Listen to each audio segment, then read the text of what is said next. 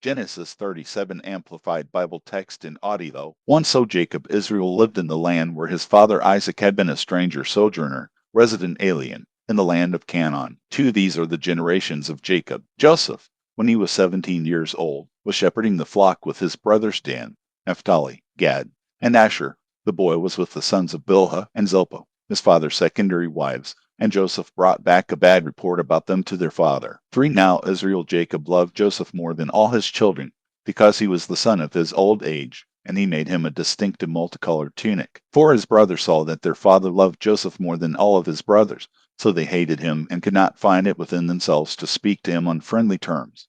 5 Now Joseph dreamed a dream, and he told it to his brothers, and they hated him even more. 6 He said to them, Please listen to the details of this dream which I have dreamed. 7 We brothers were binding sheaves of grain stalks in the field, and lo, my sheaf suddenly got up and stood upright and remained standing, and behold, your sheaf stood all around my sheaf and bowed down in respect. 8 His brothers said to him, Are you actually going to reign over us? Are you really going to rule and govern us as your subjects? So they hated him even more for telling them about his dreams and for his arrogant words. 9 But Joseph dreamed still another dream, and told it to his brothers as well. He said, See here, I have again dreamed a dream, and lo, this time I saw 11 stars, and the sun and the moon bowed down in respect to me. Then he told it to his father as well as to his brothers.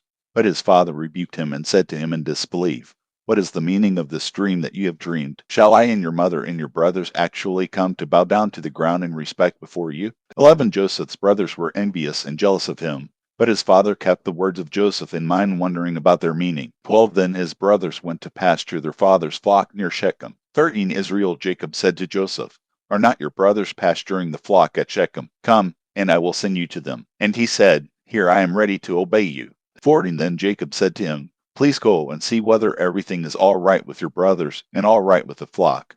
Then bring word back to me. So he sent him from the Hebron valley, and he went to Shechem. 15 Now a certain man found Joseph, and saw that he was wandering around and had lost his way in the field. So the man asked him, What are you looking for? 16 He said, I am looking for my brothers. Please tell me where they are pasturing our flocks. 17 Then the man said, They were here, but they have moved on from this place. I heard them say, Let us go to Dothan. So Joseph went after his brothers and found them at Dothan. 18 And when they saw him from a distance, even before he came close to them, they plotted to kill him. 19 They said to one another, Look, here comes this dreamer. 20 Now then, come and let us kill him and throw him into one of the pit cisterns, underground water storage. Then we will say to our father, A wild animal killed and devoured him, and we shall see what will become of his dreams. 21 Now Reuben the eldest heard this and rescued him from their hands and said, Let us not take his life. 22 Reuben said to them, Do not shed his blood, but instead throw him alive into the pit that is here in the wilderness, and do not lay a hand on him to kill him.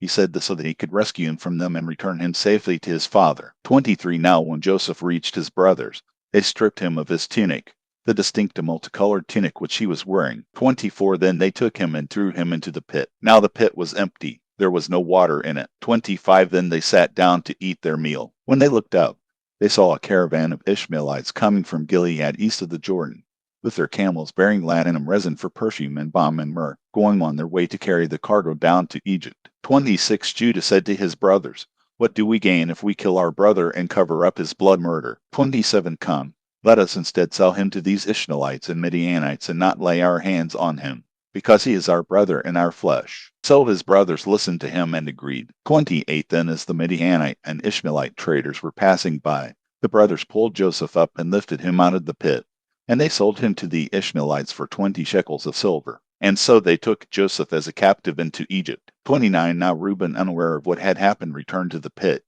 and to his great alarm found that Joseph was not in the pit. So he tore his clothes in deep sorrow. 30 He rejoined his brothers and said, The boy is not there. As for me, where shall I go to hide from my father? 31 Then they took Joseph's tunic, slaughtered a male goat, and dipped the tunic in the blood. 32 And they brought the multicolored tunic to their father, saying, We have found this. Please examine it and decide whether or not it is your son's tunic. 33 He recognized it and said, It is my son's tunic. A wild animal has devoured him. Joseph is without doubt torn in pieces. 34 So Jacob tore his clothes in grief, put on sackcloth, and mourned many days for his son. 35 Then all his sons and daughters attempted to console him, but he refused to be comforted and said, I will go down to Sheol, the place of the dead, in mourning for my son. and his father wept for him. 36. Meanwhile, in Egypt, the Midianites sold Joseph as a slave to Potiphar, an officer of Pharaoh and the captain of the royal guard.